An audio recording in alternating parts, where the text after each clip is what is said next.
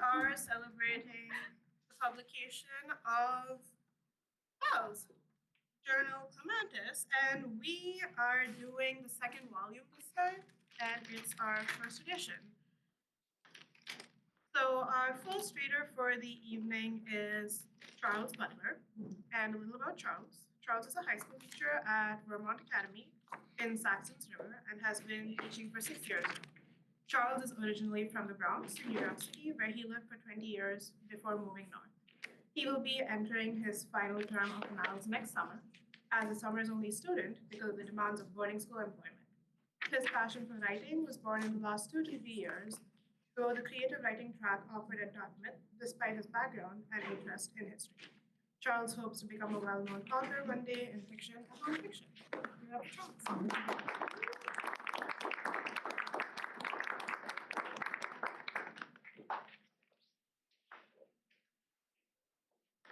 Good evening, everybody. Good evening. Despite me being a teacher, I find I still have somewhat of a fear of public speaking. So hopefully it gets a little smoother as I progress through. So let me get right to it. I guess maybe a little background just to talk about this. This came about through the short story fiction class offered by Sal. Forgetting the last name. Lolchuk, I'm sorry. And I just found like as the year progressed, observing, the different co-students within the class, I just saw like my writing improve and the feedback that I received just getting more positive. And this was a piece that I really felt proud of. I dove into my history, background, and just kind of tied together all the components of the writing that I learned while, studying here at Dartmouth. So the piece is called Last Laugh. Get on now, Nag. Let's get it going, Everett yelled as he snapped the writing crop overhead. He adjusted the brim on his felted broad-brim beaver skin hat. You want some of this here shine? I just finished dripping this batch out before the last full moon, Everett exclaimed. Woo-wee, this will make your soldiers stand at attention. Everett was missing 3 fingers from a distilling accident a few years earlier, where an explosion almost claimed his entire hand. Yeah, pass the hooch, said his brother Vernon. Vernon grabbed the flask and took a fast swig before he screwed the lid back on with a grimace from the burn that moved into his gut. A black raven flew from the road and cawed into the tree line out of sight. The familiar willow, not far from the plantation, appeared into view as they rounded the bend. Elegantly arched branches were undulating in the soft summer breeze. The barks of the hounds could now be heard with more intensity. The sun rested high in the southern sky. The air was thick enough to slice. He removed a pouch of loose tobacco and his cherrywood churchwarden pipe. The beard and the smelly one will be too hard to kill, a man whispered in Creole from the back of their wagon. Put a cork in it, hamper down back there, Vernon barked. This here is America. You boys better get used to speaking American. You didn't happen to learn any French from that Jezebel you've been sticking it to. I could barely speak English. What do you think I'm gonna know some goddamn French for? I know about French toast and French fries. That's about it, Everett laughed. Haha, you sure are dumb. We're just about here now, said Vernon, seeing the acreage of cotton fields come into focus. White tufts dotted the field of green and brown all the way to the far tree line. Men in unbleached linen shirts and straw hats slouched over, picking and filling large woven baskets. Several women also filled the ranks, wearing cotton dresses and sunbonnets. Some walked with large baskets through the rows of cotton in the direction of the mansion. 2 white men stood on guard. One was armed with a rifle, and the other held the leash of a large hound. Everett spit a wad of dip on the road, and a string of phlegm bungee corded back from his bottom lip and down his detachable bosom. Keep on now, get along now, Nag, he recited, snapping his whip. Everett maneuvered the reins to the left with a slight jerk as the old Clydesdale begrudgingly complied. The horse loudly whinnied to express its dissatisfaction at once again being forced to follow a direction. Everett's brother Vernon smoked his pipe and sipped the flask of the hooch. Vernon's long lumberjack beard was soaked with moonshine as he carelessly traded between drags on the pipe and sips of the shine. A long punt shotgun laid across his lap as he peered back at his human cargo in disdain. In the flatbed of the horse carriage, two shirtless men sat chained at the wrists and feet to one another. They wore oatmeal-colored culottes of cotton basin. An older woman who was left unchained leaned against some barrels and burlap sacks of grain. She wore a one-piece frock of coarse Lowell cloth. The two men hunched over, gazed apprehensively, trying to identify their surroundings. The woman sat poised in prayer, eyes closed, and she clutched a charm. She was a large, older, gray-haired woman. The lines of her face told the story of her long, hard life. She had permanent furrows on her forehead, and the flesh drooped slightly from her cheekbones. Her eyes were a cloudy blue from the cataracts. She was quite muscular for her age, from years of cane cutting in Haiti, and spoke a fairly comprehensible form of patois. Almost left unpurchased at the auction's conclusion, she had been sold practically for pennies, almost complimentary. Vernon believed she'd serve well with house chores and rearing the youngins. Turning onto the long dirt driveway of the Dixie estate, 7-foot-tall rows of oak tree saplings stood in queues. The plantation's owner hoped to one day cultivate a green tunnel archway that would allow cool air to travel up to the house from the river opposite the main road. Vernon and Everett beamed with contentment, certain that the owner of the plantation, Bradley Dixie, would be happy with their purchases at the auction today. Sick of drinking moonshine day in and day out, they also looked forward to the thirst-quenching sip of some real Southern whiskey, maybe a hot bath and a hot meal from the kitchen, and better yet, a night out with one of the fair-skinned house servant girls. Dixie Mansion, a French colonial design with Spanish influences, was most prominently displayed, intentional in its size and position on the property, a 2-story classical revival columned portico. Greek pillars adorned the front face, covered porches, a grand staircase in the entry, a gabled roof, and a ballroom, white all over except for the black shutters. The crow's nest on top of the roof allowed Dixie a vantage point of nearly all the happenings on his land. He waited at the large mahogany door to get a first-hand look at his purchases. He wore a black fedora and sported a handlebar mustache with a curtained beard.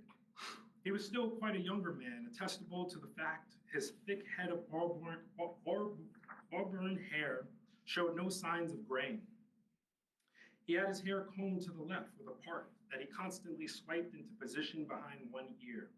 He had piercing blue eyes and a nefarious smile that revealed his yellow, cigarette-stained teeth. He wore a patched navy sports coat, white Oxford popover, red, navy, and ivory wool flannel tie, a black alligator belt, gray wool herringbone trousers, and black cap-toe monk-strap shoes.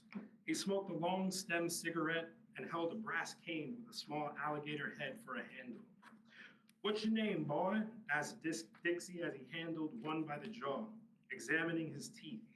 He poked, he pinched, he fondled him, examining his body for defects that might affect productivity and reproduction. "Moises," said the red-headed male. Vernon pointed to the male with the afro. "Tell the boss your name, boy."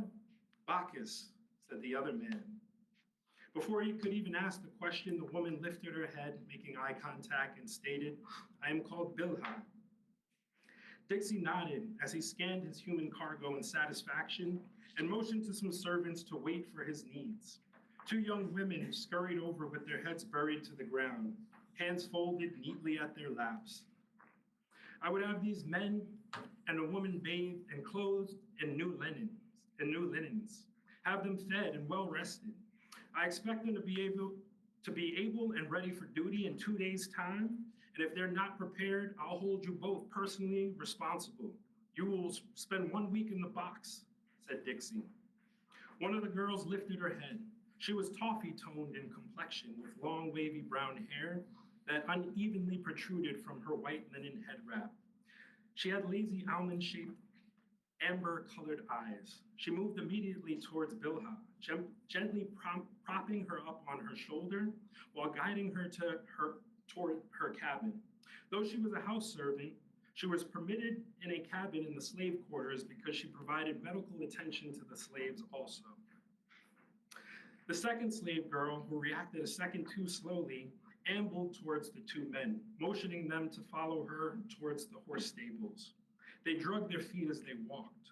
Their arms drooped at their sides. They desperately needed care and attention, for they had not bathed in months and desperately needed to be cleaned. The girl had not anticipated having to scrub their naked bodies, as she was still a young woman and had not been given over to a man. Bilha received a full sponge bath with boiled water poured into a large wooden slatted tub. The young woman washed and combed out her hair, which had not received attention in months.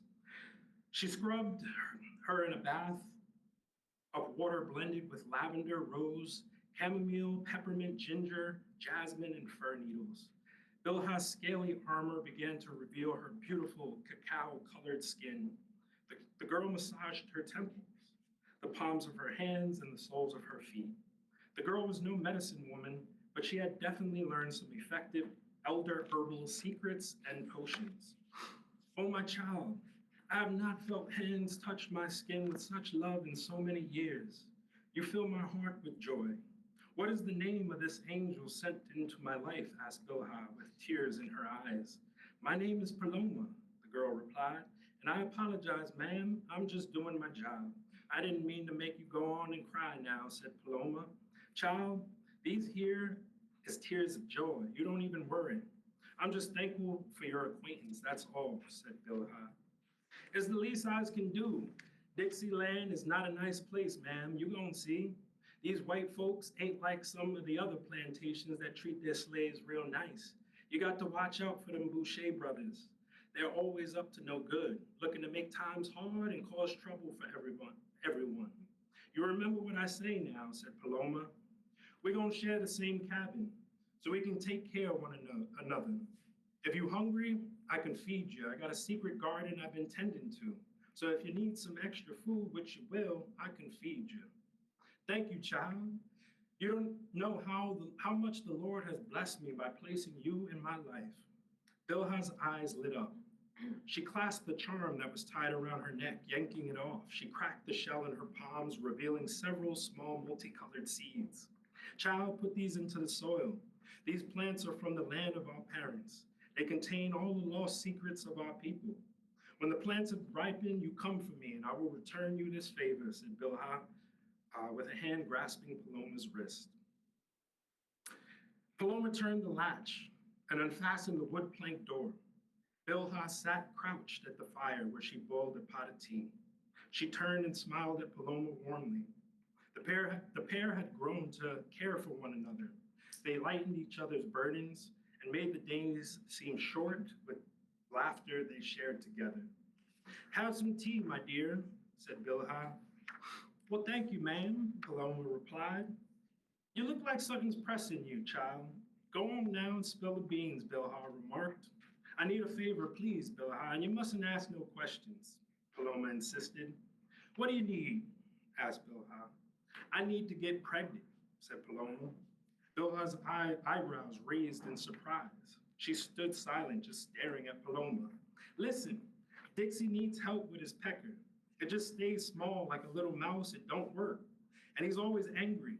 If you can help him with his thing, I can fix the problem. And if he puts a child inside of me, it will make my days a little bit easier, man. Mrs. Dixie's womb is barren. She can't satisfy his desires. Plus, I wants to be a mother, but not just some slave breeder like a horse. I want good offspring. Wow. This is a whole lot you asking, child. But you done right by me when you didn't know me from a hole in the wall. So I'm not gonna ask no questions, and I'm gonna do you this favor. But you playing with dark magic, child. Make sure this is what you want, because one day you're gonna have to give it all back. Thank you, ma'am. I understands. But this really gonna change my life. Just wait and see, said Paloma. Paloma lay breathing, frantically growing more concerned after her water had broken. Sweat beaded on her brow as her labor contractions began to pulse at 5-minute intervals. The midwife on the scene became worried when the baby's feet crowned first, showing signs of a breached birth. Mr. Dixie paced at the doorway with clear concern expressed on his face. The midwife approached Mr. Dixie to report an update. Mr. Dixie, the baby is coming feet first. I'm going to have to slice her open to save the baby, said the doula. What are you saying, Agnes? Are you trying to tell me my Paloma must die? He responded frantically. I'm sorry, Mr. Dixie, there's no other way I can save her and the baby, Agnes responded. If she dies, then you die too. So get back in there and save her now. I don't care what you have to do, just do it. Dixie was growing frantic and unraveled with worry. His wife, Miss Bernadette Dixie, rubbed his shoulders, trying to ease his tensions. She had not been able to provide him with the offspring he had begun to desire from her. Don't touch me, woman. Can't you see I'm working? I can't lose my best breeding stock. I don't have time for this right now, said Dixie, pulling away to continue pacing the hall. Agnes called for April, another one of the house servant girls, always on call. Go get that witch from the field. I'm sure she knows a thing or two about these things. Hurry on now, go, said Agnes. Who? Bilha? Asked April. Are you sure, Miss Agnes, you don't want to have Mr. Dixie send a rider to the doctor in town? We don't have time for that, April. And them doctors don't treat black folks. They only treat real folks, white people, not niggas, said Agnes. Bilha was interrupted by April while humming a hymn in the field, where she was busy picking cotton. The servant girl updated her on the situation, instructing her to return to the big house immediately. Bilha told the young girl that she would meet her at the house in 5 minutes, needing time to gather some herbs and ingredients for her potions. Bilha quickly boiled up a concoction consisting of a baby mouse, human teeth and bones, rice wine, and roots from a plant near the swamplands that smelled like a skunk. The smell of the steam was putrid and sour as the contents boiled into a stew. The smell was gag reflex-inducing concoction that left a mucus taste on the tongue. Straining the soup through cheesecloth, she set the tea in an aluminum tin cup. Arriving on the scene, she served the tincture to Paloma. Paloma immediately spit it on the floor, almost vomiting, but Bilha held her mouth and insisted she swallow the serum. She placed a warm rag on her forehead and gently held her hand. Paloma's pain seemed to immediately reside, and her tense, exhausted body finally relaxed for the first time in 3 hours. With one hand on Paloma's stomach and one hand carefully inserted into her vagina, she slowly maneuvered the baby into the correct position, making sure the umbilical cord did not wrap around the baby's neck. Almost an hour or two after the ordeal had begun, with a light smack on the buttocks, Paloma's 7 pounds, 6-ounce son was born, escaping almost certain death. Paloma's eyes said thank you without saying a word. Bilha's promotion to the big house by Mr. Dixie for saving Paloma and the baby did not go unnoticed. She would be promoted to the new midwife and would also work in the kitchen from now on. The birth also did not escape the eyes of Mrs. Dixie, whose eyes had not lifted off the half-white child. The child told the whole story of infidelity, of her marriage vows broken, and of her dignity insulted. Her enraged gaze remained fixed on Paloma and the newborn with certain evil intent interpreted. She named him Virgil. A week later, while Paloma was nursing her babe, Vernon Boucher entered unannounced and took the child from her arms while she was nursing him. Enraged with jealousy, Mrs. Dixie insisted the mother and the child be sold off. Mr. Dixie's wife had made threats and attempts at murdering the child and was caught one night breaking into Paloma's room with a knife, waking the entire house with the screams and struggle that ensued. After the matter became a fixation and a constant source of argument, Mr. Dixie refused to part with Paloma and had the child sold off for $1,000. The terror did not end there for Paloma, who now became the object of Mrs. Dixie's torment. Mr. Dixie had taken a new interest in April, who had just turned 13, and no longer provided a buffer for Paloma. Paloma had never worked a day outside the big house since her birth. Like her mother, before her, she was trained in the art of Southern bourgeoisie etiquette of cooking and cleaning. Mrs. Dixie had her removed to the fields, picking cotton from sunup to sundown. Her delicate fingertips had now become rough and sore with cuts and wounds from the arduous task.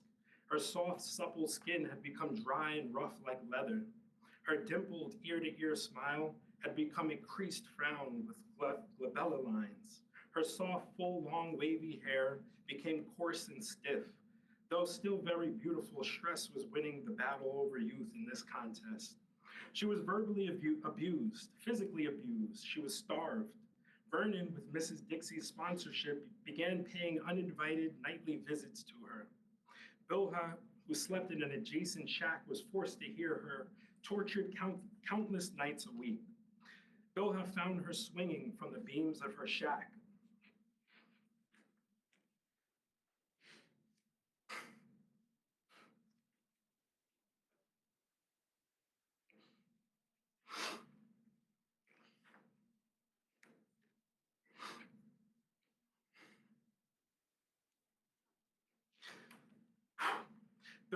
Bilha found her swinging from the beams of her shack, tied with a bedsheet one morning. Paloma would no longer willingly endure life so cruel. She was buried in a shallow, unmarked grave. Bilha sat on the floor of Paloma's cabin, smudging the air with sage while speaking in Igbo. Only a single handmade slipper remained on the floor of the cabin, along with a bed, a small table, and a chair. She made a small shrine memorial and prayed for her soul, Paloma's soul. She had felt such a deep sorrow for the loss. She decided this would be a way to pay her final respects to her ally. She burned a small burlap figurine in a dish amongst some wildflower petals and chanted some words of prayer.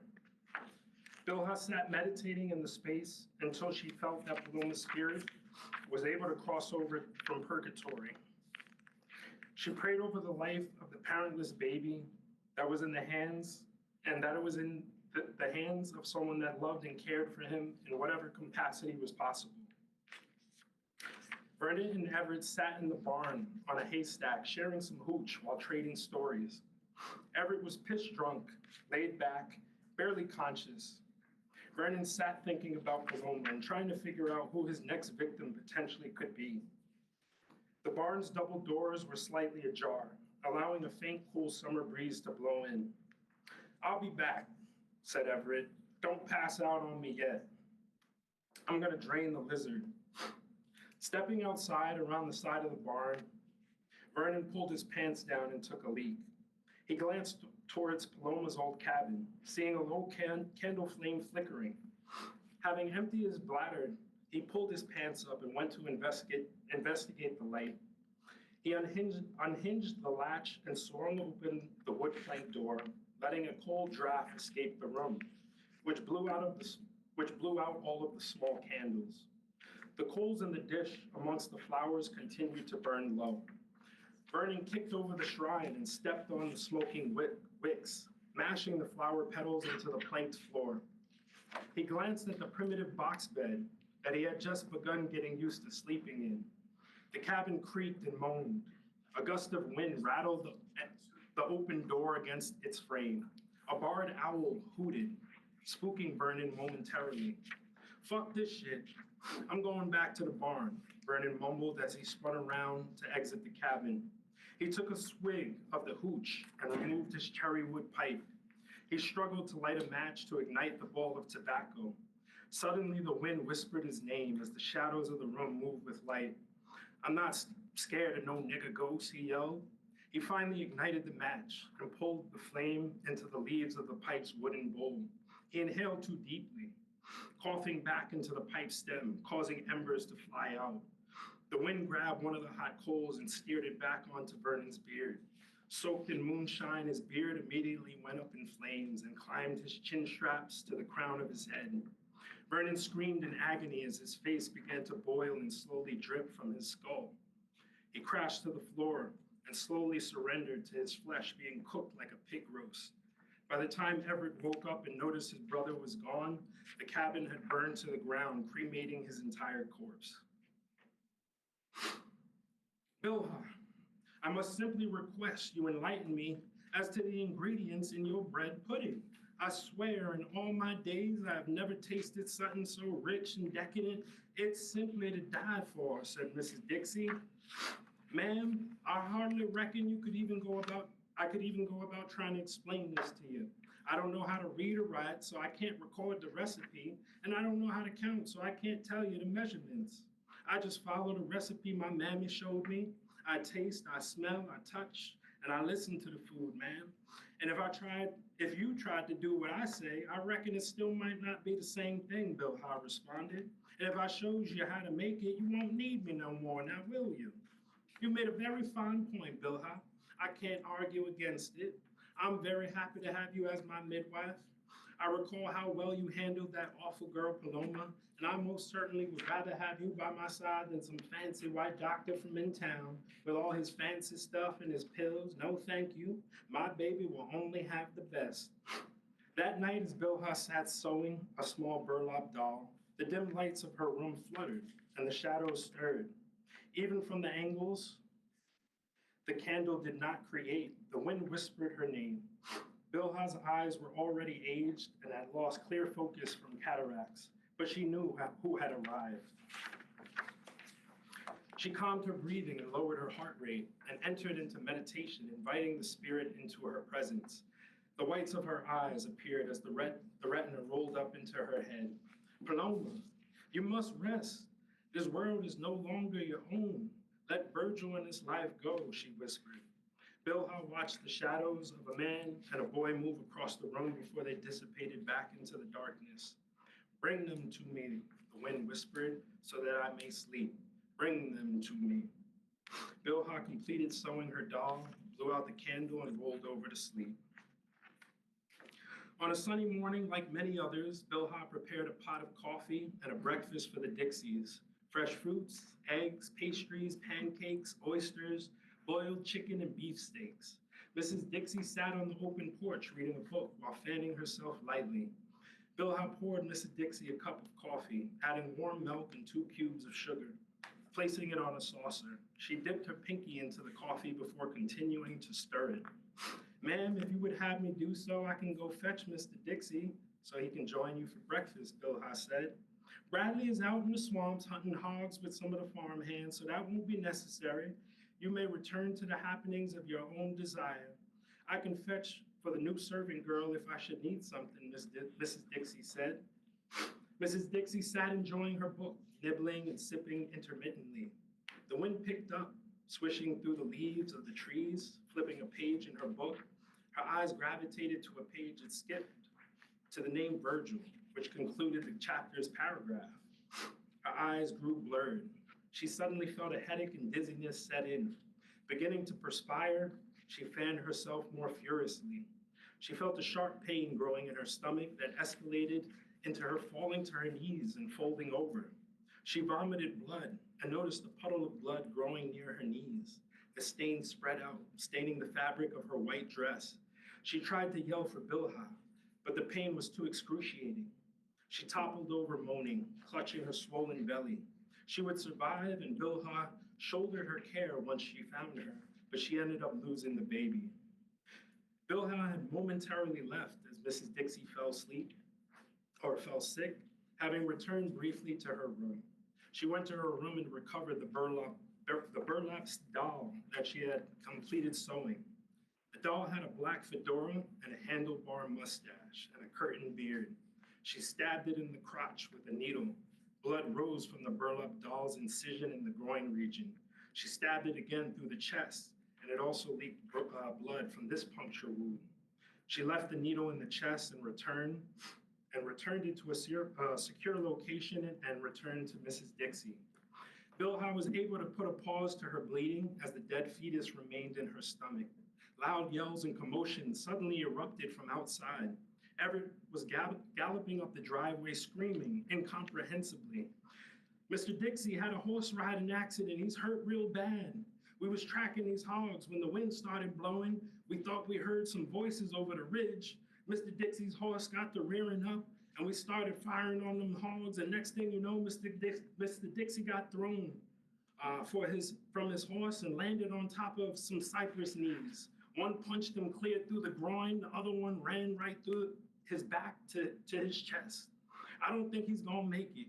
He's bleeding out pretty bad. Bill Howe boiled up a tincture to ease his final moments. He bled out when they decided to lift him from the spiky post. Before the light faded from his eyes, he mumbled, Paloma.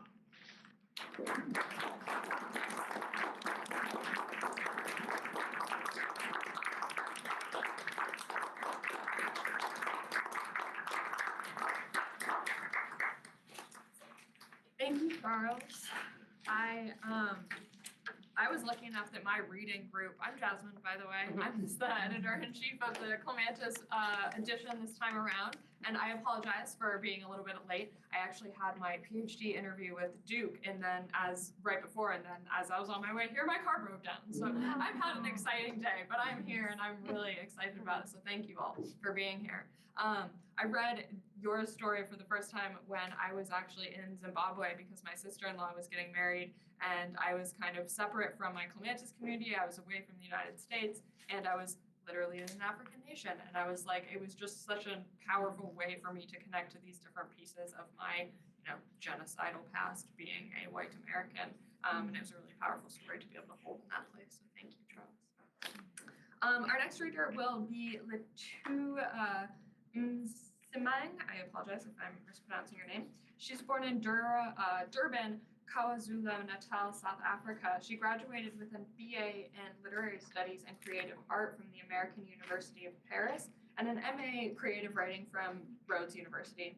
Her poems have appeared in New Coin, Grocott, Mail, Hanging Loose, The Paris Atlantic, and Stanzas, and Il Tolomeo edition, Sala Cari, Venice 2022, among others. She's currently a graduate student in Dartmouth's Guarini Comparative Literature program. The Frightened is her first novella, and her poetry collection, Hubris, is in progress. So please join me in welcoming Letu.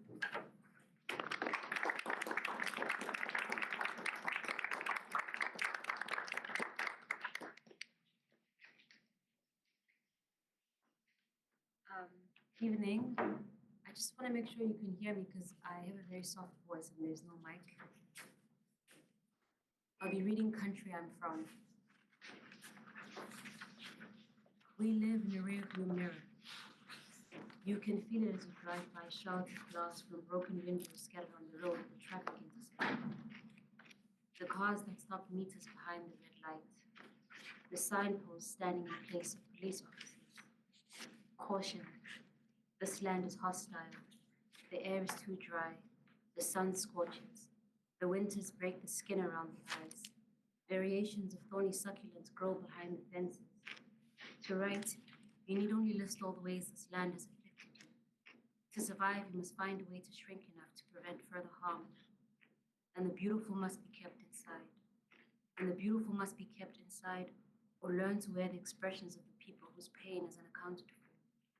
The cursed stare of silent sufferers, bruised and brooding in a sickle cell system, whose wounds do not congeal but pour out like a prolonged period, blooding the sheets, blood clots on a cotton pad, the musty stench of dead fish, the stained underwater, this life-giving pain, the strain of too much life, too much blood, too much flowing, a body that is chronically subjected, a body that betrays itself, a body loathed and dressed in clothes.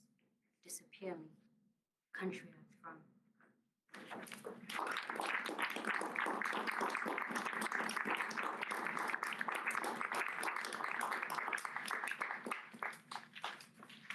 Thank you, Letu. Our next reader, whether they know it or not, is Emmett. Emmett Frank is a creative writing student in the MALS program at Dartmouth College. Emmett enjoys indulging in the little moments that often go unnoticed in day-to-day life while exploring the profundity and mundane. And he is both, if I'm correct, a poem and fiction to share? I'm just gonna do fiction. Okay, great. I do poem too. Entirely.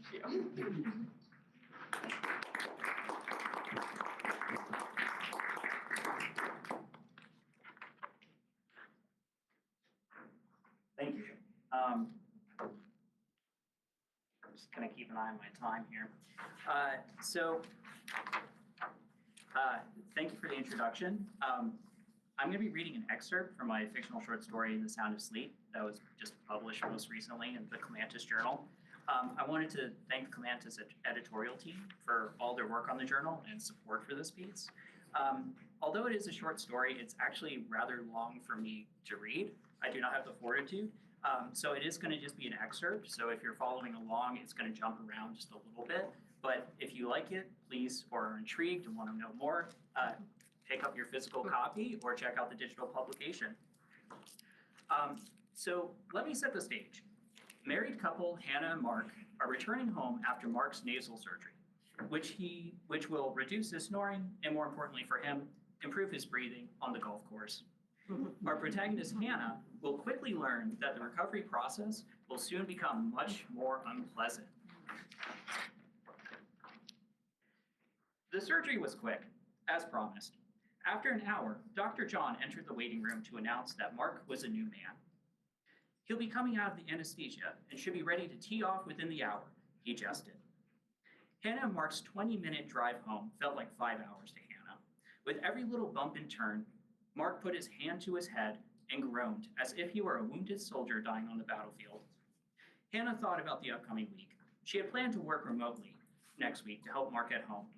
Last year, Mark realized he was too good for Gray Marsh marketing and was ready for a change. He quit his job and settled into unemployment. He had all the time he could ever need to recover. She stopped breathing when they pulled into their driveway and she saw a beige Volvo station wagon parked there. Oh shit, she murmured to herself. Did you know she was coming over? Hannah asked, fighting to suppress the accusation from her voice. Yeah, she wanted to make sure I was comfortable. I didn't know she'd be here this soon, Mark replied. With an increasing sense of despair, Hannah realized she neglected to call her mother-in-law while Mark was in surgery.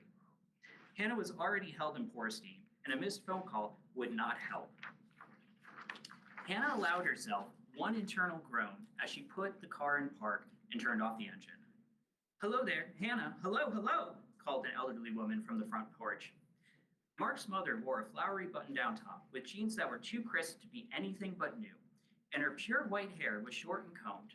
From the tip of her nose extruded a large black mole. Hannah had often wondered if the woman applied makeup to accentuate the feature. It was the most mole-ish mole she had seen in her life. When she spoke with the woman, she couldn't help but stare directly at the mole. She had an irrational fear of going permanently cross-eyed if the woman drew too close during a conversation. With Mark's arm draped around her neck, Hannah made her way up the path to the porch. Her mother-in-law made no efforts to help, but chose to fawn over her son instead. Oh, Mark, oh, baby, I was so worried about the surgery. When I didn't hear from Hannah, I just assumed the worst. She flung her arms around her son, and a bead of sweat dripped down Hannah's back. She didn't know if it was from the woman's shrill voice or the added strain of dragging son and mother up the front steps into the old Victorian house. You should be ashamed, Hannah. What kind of person doesn't call a mother about their son's surgery? Her voice turned as cold and sharp as a surgeon's scalpel. Can we not get into this right now? My nose hurts. I want to lay down. Mark cut her off, bringing the attention back to him. Of course, sweetie, Trisha, said Trisha, her tone shifting so quickly it gave Hannah mental whiplash. It wasn't until Hannah collided with the carrier and heard an irritated yowl that she realized Trisha had not arrived alone. Watch where you step, you klutz, Trisha exclaimed as she immediately released Mark and cradled a blue plastic carrier with pink daisies painted on the outside. Did the meanie hurt you, my precious baby? No one hurts my Samson, she cooed at the feline inside. From Mark's horrified look, Hannah could tell he had not anticipated another house guest or a competition.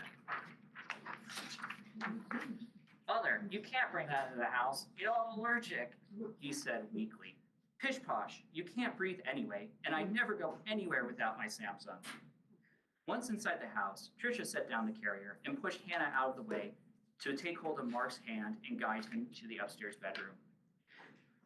Let me help him up, Trisha, Hannah said, worried the elderly woman would fall under the weight of her much larger son. No, it's a mother's responsibility, she retorted. Mark gave Hannah one final look as he grabbed the railing firmly. The pair made their way slowly up the stairs, leaving Hannah in the entryway with the increasingly impatient muse of the cat Samson. Hannah leaned down to get a better look at the creature through the front gate of the carrier and received a hiss, followed by a swipe of a large orange-furred arm. Hannah jumped back to avoid the claws and pulled an umbrella from a nearby canister and pushed the carrier a few feet away before following her husband and mother-in-law upstairs. Now I've made the bed up as best as I possibly can for my darling. But Hannah, you have the most uncomfortable pillows I have ever felt. They've worked fine for us, Tricia, Hannah said shortly. The pillows had been a gift from her mother on her wedding day, along with the advice, give him the right place to lay his head and his mind shall never wander. Hannah never knew what she meant, but the sentiment was there, and that was all she needed. Fine for you, maybe, but not for my baby here. I could never have my baby uncomfortable, Tricia continued. Hannah helped hoist Mark onto the bed, while Tricia fussed with the bedding. Her complaints swirled the room like a swarm of angry hornets. The sheets, the curtains, anything she could lay eyes on. Hannah tried to escape by fetching Mark's medication, but Tricia trailed her into the hallway. Like a snake striking a mouse, the woman grabbed her arm. Tricia curled her free hand into a fist and extended one long, bony finger. As if brandishing a knife, she stuck the finger right up to Hannah's face. The mole on Tricia's nose approached Hannah. As the elderly woman leaned in, she felt the brandy-scented breath whisper, "If anything ever happens to my boy, you'd wish you were dead. This house, this life he has given you is mine and mine to take away. You came from nothing, and you will return there with nothing but your uncomfortable pillows." And some horrendous things happen over the course of a couple of weeks.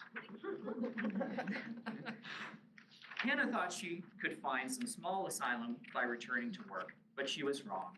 She could not escape Tricia. No sooner than setting down her coffee, opening her email, the call waiting button started to blink. She received no less than 4 calls from Tricia before noon. Tricia's last call in the afternoon was the final straw. Seeming to run out of things to complain about, Tricia returned to her favorite criticism. "The pillows are just the worst, Hannah. I can't even get Samson to sit on them for longer than 10 minutes. She also suggested they are impeding Mark's recovery and wouldn't let Hannah hang up the phone until she relented and agreed to replace the entire set. Hannah left work shortly after and drove to the department store. She wandered aimlessly through the departments, a welcome reprieve from the harassment at work and the inevitable hell she would return to at home. She finally arrived at the bedding department where she perused the mattresses and displays. The demonstration beds were small and could barely fit a young child, or a cat like Samson, she thought with a shudder.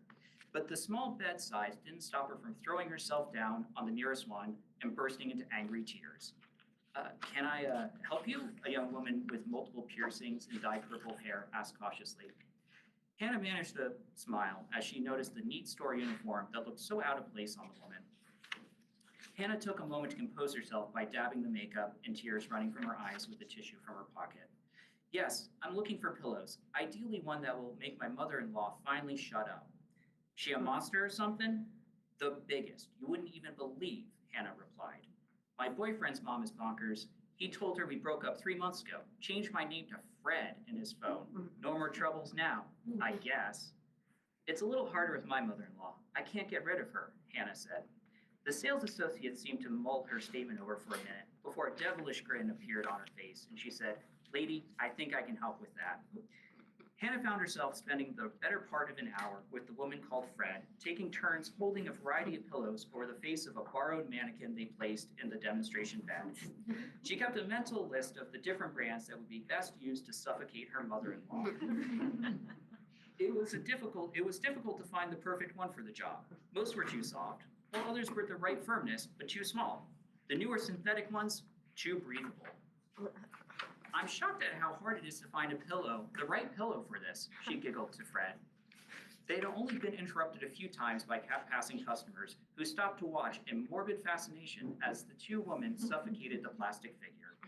The mannequin's feet well past the end of the small bed, bobbing up and down. A mother covered the eyes of her small boy and hurried away.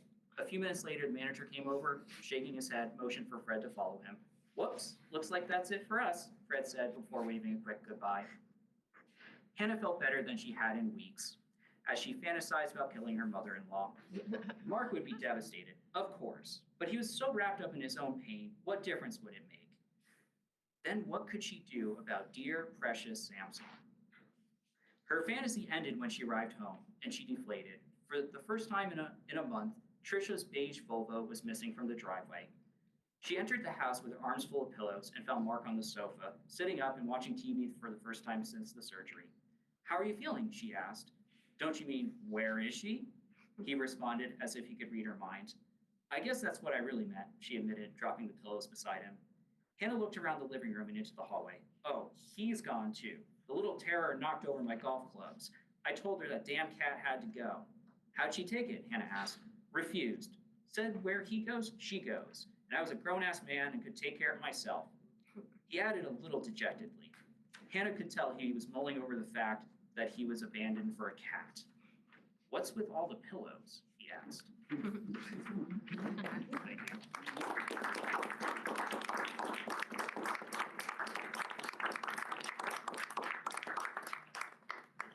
Thank you, Emmett. Something you all might have noticed on this most recent copy of Clamantis is that rather than saying volume 1, it says volume 2. This is actually the first issue of an entire new volume, and we made that decision based on a lot of work that had been done to kind of build up the previous volume in such a way that we had a lot of processes in which we went through to select pieces, the submission processes, but then also the publication processes. And Emmett was actually a really big part of putting together the beginnings of a lot of those on the digital side, as well as on the print publication side. So if we could give Emmett another round of applause.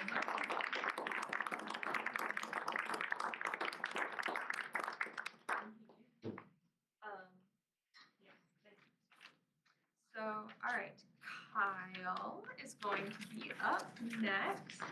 I don't have a bio for Kyle. Not so, necessary. You know, he's just a guy. He's from New York. He writes poetry. He does physics and philosophy. Let's hear some poetry.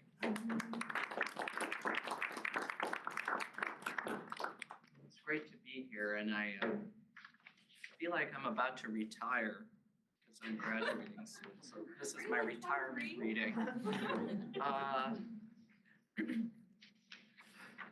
Okay, I'm going to read 3 poems.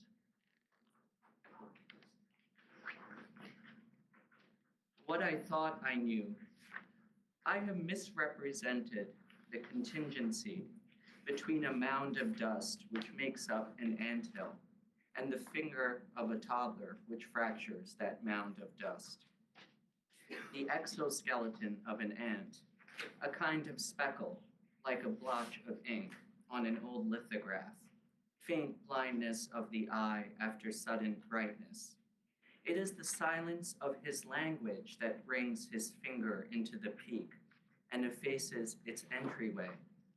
I had thought that the toddler was to live his own life and not the ant's biography. Somehow the tree was undulant, or it may have been just the branches.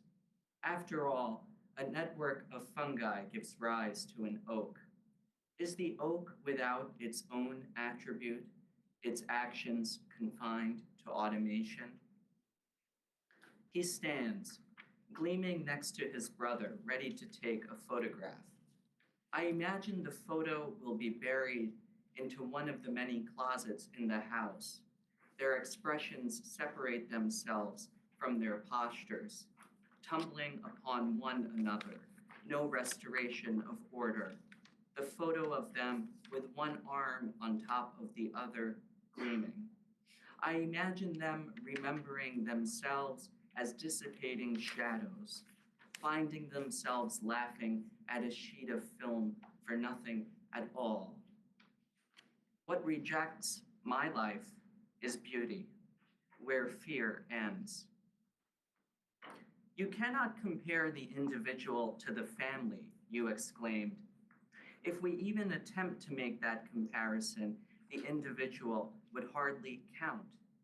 I nodded and understood what she meant, although I had never experienced the comparison. Can I turn her into the center of an observation? It is a matter of fact that even the most indivisible particle, will adjust the axis that extends beyond itself, its axis of rotation, in the presence of an external magnetic field. It will decide whether it will polarize up or down. It will decide which way to go. I did not forget her, since she was never in my consciousness. By the end of the day, there was beauty, and all the objects were left without names. So I'm going to read the poem from Clamantis, and this is about moving to start college. How many of you remember that? You're shaking your head no, okay. I kind of do, which is why this poem might not be accurate. It's called Thrush in Silence. I saw it again, this time in secret, that distance. From the start, it tried to hide, belonging to shifting scales. One night, it revealed itself as I saw the child stare at the mice encircling the rim of a lampshade, their flesh not part of the lamp, yet part of that light. The next time I saw it was many years later, in a flashback. "You are not a good son," my friend reminded me. "I know," I said. "I left home with nothing to do." The last time I saw it was while a lone thrush sailed east without a sound. The shadows narrowed and merged with the valley, and I believed in the thrush's destination without asking it. I never saw it again. Mother's glisten frets the umber of a mango. Father doesn't speak. The pollen is somehow darker than our skin. Our goodbyes are rushed. Father pats me on the back.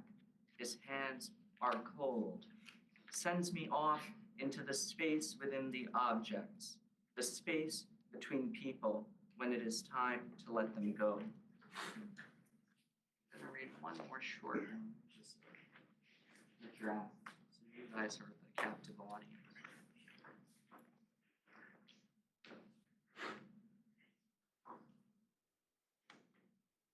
It's called The Never-Ending Departure, and it's about a relative I was taking care of for a while. I wrote this poem observing her. Only her eyes have not aged, you realized. Then that moment, the one time when we sat next to each other and noticed this, covering her in sheets, all of her, except her face in its conjugate symmetry. It is dark. We do not turn on the lights. Her body like a being without a world, a sound in the dark. I try to draw the sound, since it's hard to say out loud that I left home. This thought occurred as I saw her body squirm until morning when sun rose. It was still dark enough to see her shadow onto mine as projection. In brightness at high noon, she would try to speak, to tell us of the simple principles that arose when she could not know herself. Meanwhile, you made a list of what needed to be done and informed me that after this is all over, the house will be deconstructed and listed to sell. She whispers unintelligibly to the empty urn across her bed. Look at us, searching for meaning, even after we've realized it cannot be found. After I realized I had found independence, constituted by my fleeing, in fallenness, in the words we cannot say, which carry us. Thank you.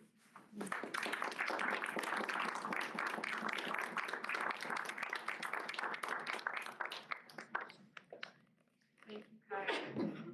Our next speaker is going to be Viva, who's actually also on the editorial board of Hanover. And so thank you, Viva, for all of the work that you do. Viva is a creative writing student in the MALS program. She likes to write comedic stories, typically for children and young adults, also often with a fantastical bent. When she isn't reading or writing, Viva can be found baking a newfound recipe in her kitchen or looking for the nearest cat willing to befriend her. Let's give it up for Viva.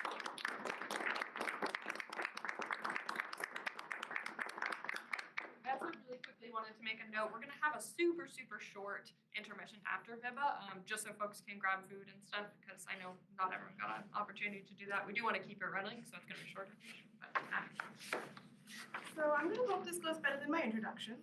But anyway, this is a silly little story that lived in a silly little part of my brain, and now it lives in Clamantis under the title Tethered Journeys. And I'm gonna read you the first small bit of the story. Mr. Eskiel loved caps and traveling. He religiously brought back a cap from every place he visited. So far, he had visited the desert of the water monkey and gone swimming with the stateless starfish in the Gulf of Spaghetti Sand. He had been to the Marshmallow Marsh, the Sunbeam-Slide Glacier, and the lair of the Panting Pails.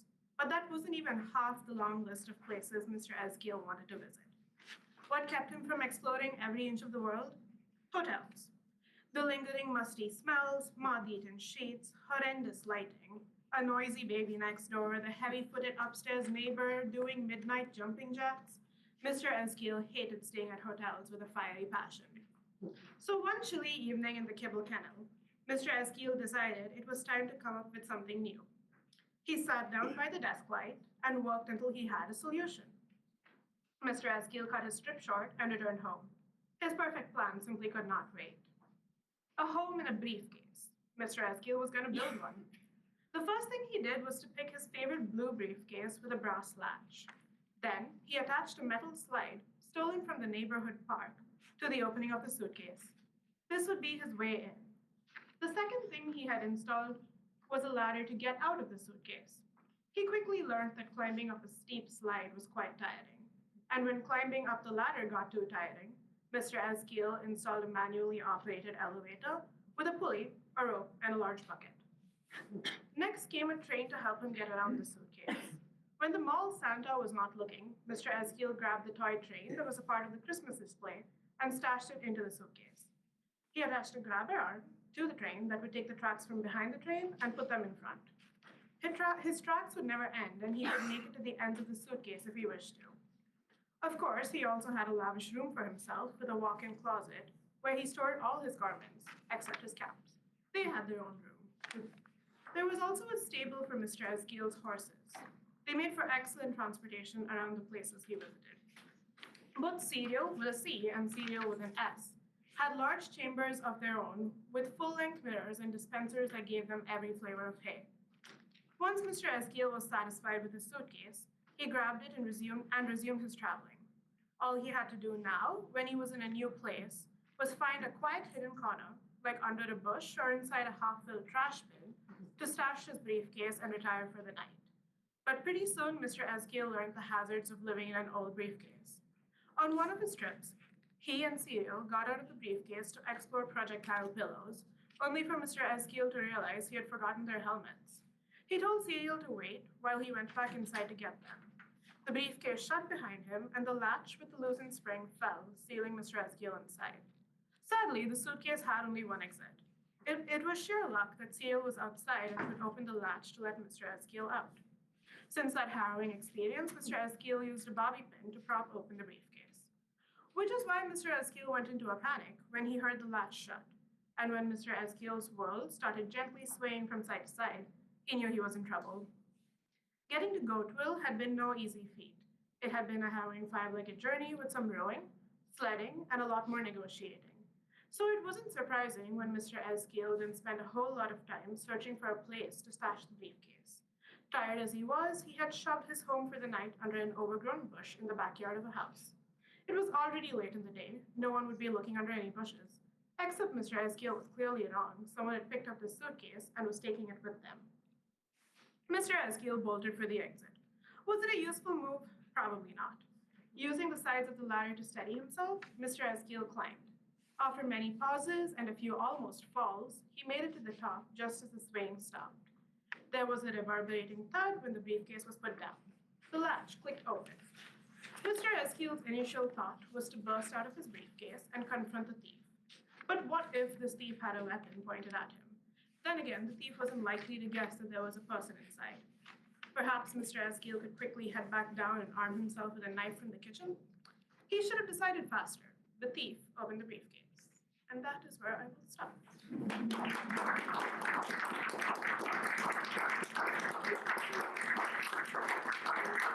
if you want to find out what happens, you're just going to have to read it in Clamantis. So we will take a little break now. Feel free to grab some food. Feel free to talk to one another. Let's say we're going to try and get started again at 7:50. So just 7 minutes. It'll be quick, but let folks have a moment. I will get started as folks trickle back in. So Phoenix Wang is going to be our next reader. She comes from Chongming Island in eastern China. She's currently an MA student in comparative literature at Dartmouth College. Along with her academic interests in environmental humanities and Gothic studies, her poems explore themes such as Gothic hauntings, ecology, the more than human, Anthropocene, memory, affect, and transcorporeal experiences. We should talk about memory and affect. That is also something I'm into. And this is also a good reminder that I don't think it got mentioned, but we did have a theme, a preset theme for this edition, and that theme was haunting. So if it seems like some of the readings have something or else to do with haunting, that would be why. It wasn't just a coincidence. All right, let's give it up for Phoenix.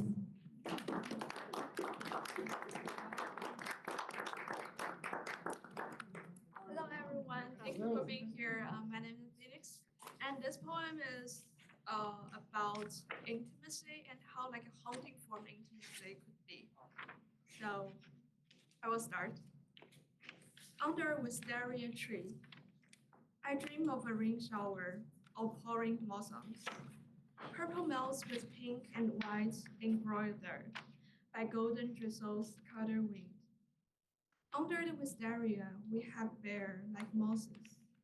Its hair hangs down in freely shades. You smell like a crispy snowflake. Melting, you must have beheld much. Mortals meet and depart, reunite and farewell forever. Asleep underneath the skin of the wisteria, you wander around windless nights, recording their fragile bodies and frail hopes. Your murmurs of bewilderment, spared by time, life blanks and disintegrates. You turn back in barming silence, hands adhering to mine, trembling hazel impulse, trembling like wintry petals. A white ghost occupies my mind. Every time you rest on my shoulder, snowy hair glimmering with rosy embers. Winding around my arms and waist, long and faint-hearted. I do not bother driving the apparition away. Throw up the warmth and coziness like teardrops dried up by the fiery ocean. Hug, hug tight. While the night has not dawned, the wisteria has not consigned our beingness into oblivion. Time gazes at our silhouettes in one. It no longer matters. We are the same creatures, flawed and fractured, crippled and crumbled, like shipwreckage forgotten on the seafloor, to be shattered into ashes under the overflowing sunshine. It no longer matters. We embrace our waning candles to be scribbled down on the water, blow into void. Never matters, never minds. You smile, huddle up, and cry in darkness unbound. I croon and crave by your spectral side. Let the fuzzy ghost lying serenity in my arms. Let the rosy barn roam to the skyline. Let her snowy hair cuddle with mine of deep dark. Let the wisteria weave time into a loop, and we depart for a while, then return intact. Trunks and limbs wrapped up in cocooned clays. In the crimson eventide, we caress like mosses, feeling each other as if feeling the scorching earth. My eyes meet yours rekindled. Your smile blooms a camellia. Hug, hug tight. The weeds will chronicle our encounter, our underwritten reunion. even if the moonshine forgets, even if the sunshine invades. Thank you.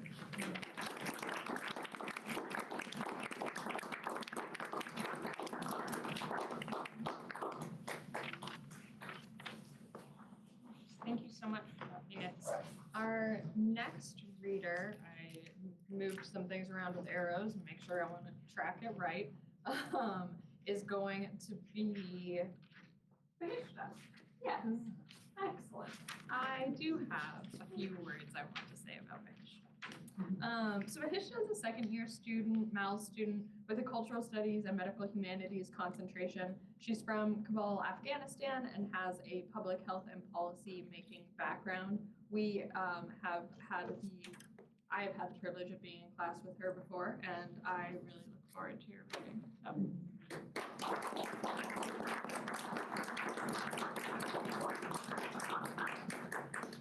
Good evening, everyone. I'm so glad that I'm here and have the opportunity to read only an excerpt of one of my stories that I have written about our pet that we owned back in Afghanistan, and he was a ferret, and we had to leave him behind after the fall of government in August 2021.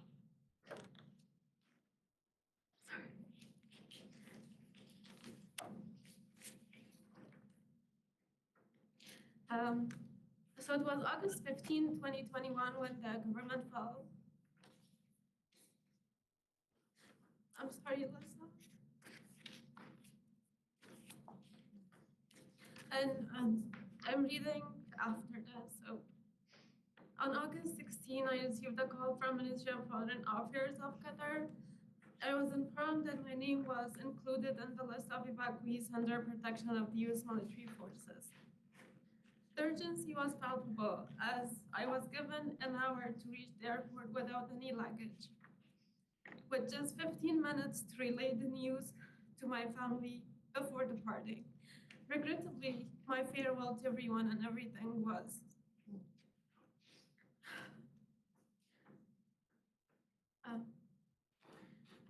especially to Batman, was hasty and fleeting and left a bitter taste in my heart.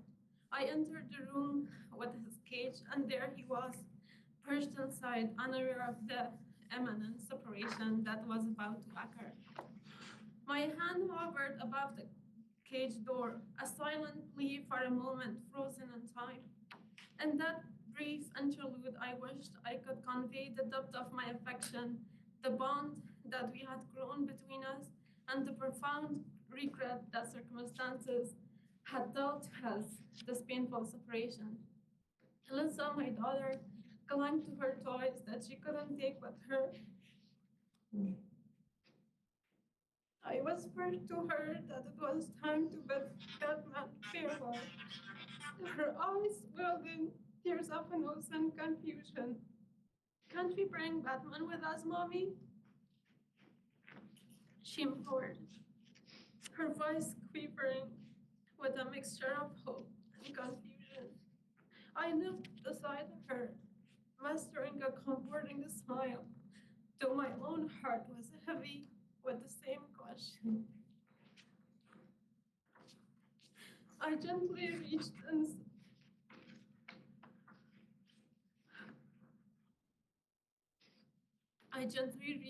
inside Batman's cage, my fingers brushing against the cool metal bars. He looked at me with his expressive eyes, and for a fleeting second, our souls seemed to connect. I wish I could convey my apologies, my gratitude, and my promise to return. But time was slipping away. There wasn't even a chance for a parting path, and I had to pull my hand back, leaving him behind.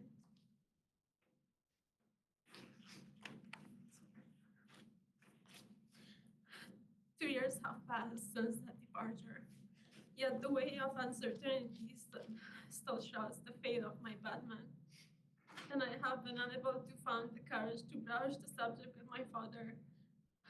The fear of receiving a painful news casts a shadow of doubt and sorrow. The thought that he might have faced hardship under the care of my father's friend adds another layer of worry. The uncertainty of whether my battle is still a part of this world is a thought too painful to bear. Thus, I have chosen to refrain from seeking out the truth and continue with the hope that he is okay. As I'm writing this, I live in Hanover with Alyssa and my twin babies, who are 18 months old. My husband is still in Turkey, and he's working to join us here. Batman remains a topic of conversation for Alyssa and I. When we settled into our new apartment in Hanover, one of the first acquisitions was a bird feeder. Alyssa holds onto the belief that Batman will somehow find his way to us. Here, soaring free and alive. The anticipation in her eyes as she gazed at the feeder mirrors the excitement when Batman was by our side. As we navigate this chapter, the memories of Batman continue to shape our days. As the spirit lives on in the stories we share and the dreams that we hold close. And through Alyssa's unwavering hope, I find solace and the possibility that Batman's journey is one of freedom, flight, and endless skies, while all of us decide to explore. Thank you.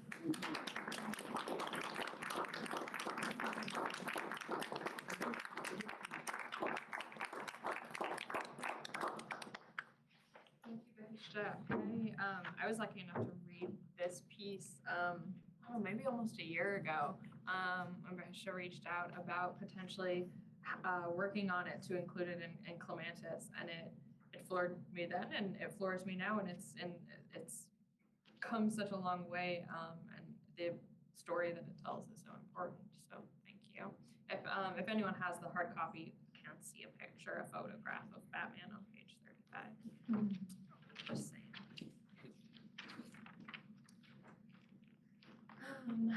Our next reader will be. I apologize. I saw James and I was like, who's James? Oh, Jim. Our next reader is going to be James Washington, or Jim Washington. Jim lives in Hanover, New Hampshire, and has been a staff member of Dartmouth's undergraduate admissions office since 2000. He's enrolled in the Mouse Creative Writing Program to be completed soon. Jim's poems have appeared in the anthology of New England Writers, Bloodroot Literary Magazine, Evansville Review, Lowell Review, Main Street Rag, Oyster River Anthology, Rattle, and others. So please join me in welcoming Jim.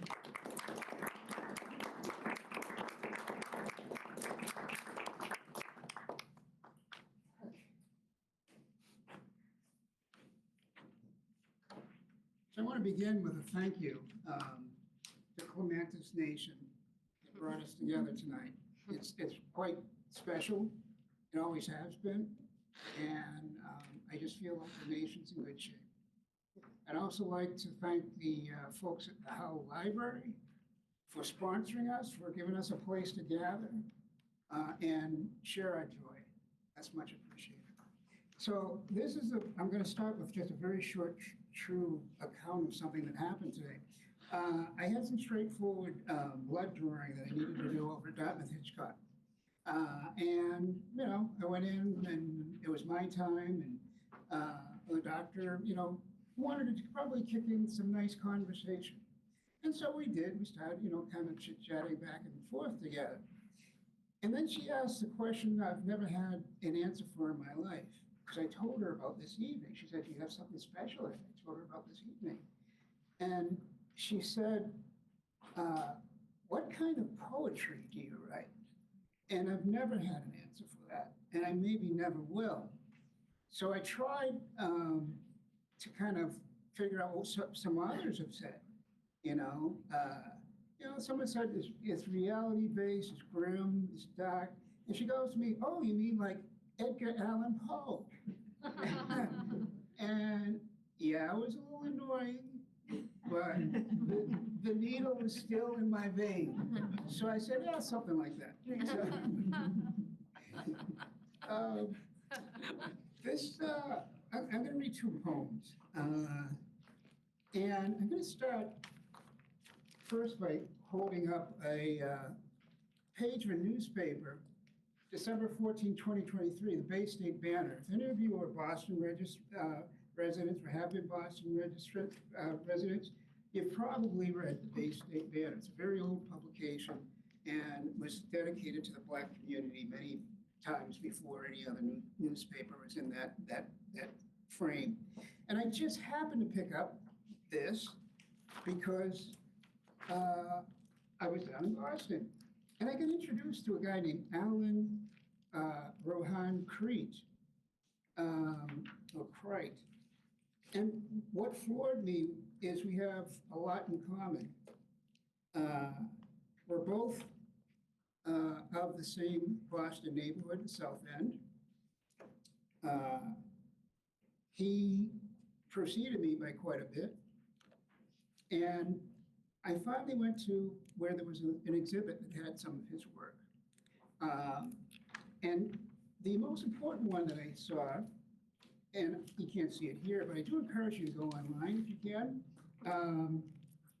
It's a picture of a cluster of three black men, one black man over here, reading intently. And this was painted in 1945.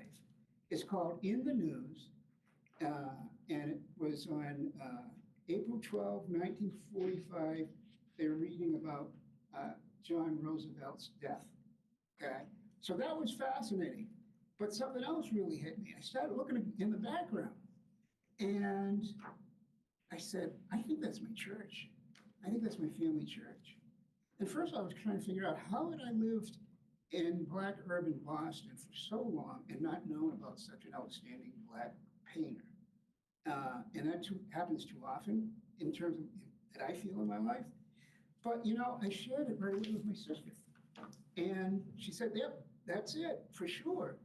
That was drawn from the angle, looking onto our church, a family church, African Methodist Episcopal Zion Church. So I'm going to follow up on what he did in 1945 and hope tonight it has some relevance.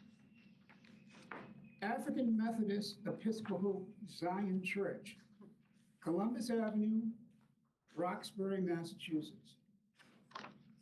With my mother, the faith leaper, as a boy.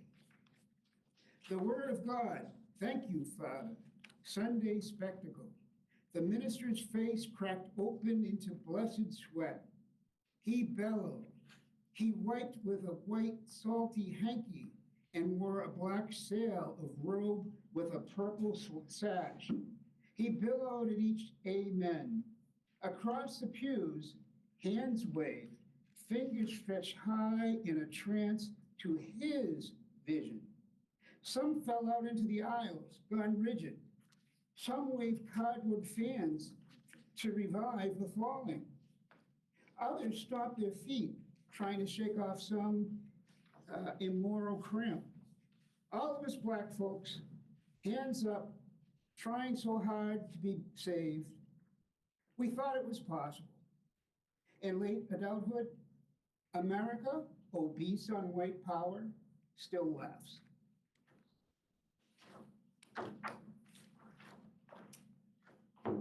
Okay.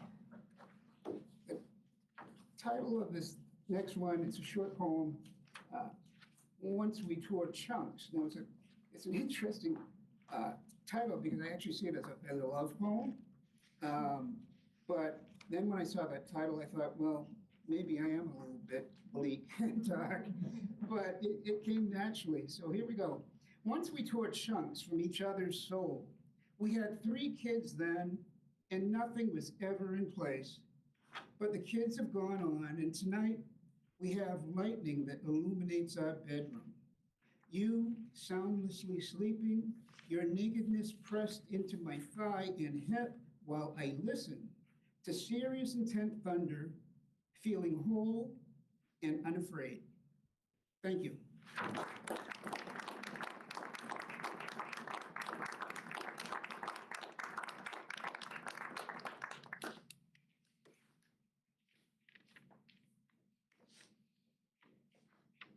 Thank you, Jim. I love a lot of things about these readings, but I especially love how I feel like I can always count on Jim to read poetry, and I always love Jim's poetry, so it just gives me something to look forward to, even if some of the other pieces may change or I won't know what to expect. So thank you for doing that. Continuing to be there, part of this community. Next up, we are going to have Lilibeth Reed, who is also a member of the editorial board, so put a lot of work, especially in thinking about kind of the layout and the read-through of this journal. So if you are appreciating the way the pieces come together, you can thank Lilibeth for that. And now I am going to read this bio that someone wrote. The one, the only. The Lilibeth is a Mal student currently working on their thesis project, a series of short stories heavily inspired from and drawing on Celtic mythology. They're an aspiring urban fantasy novelist and a renowned, not really, game master. That not really was not mine, by the way. It's in parentheses in here. Game master for several homebrew tabletop role-playing games set in a wild world and setting of their own design and making. They've served on the Clamantis editorial board for a couple of editions now, and after Dartmouth, they plan to continue spreading enjoyment and entertainment throughout their communities. We'll all be better for it. So, thank you, Lil.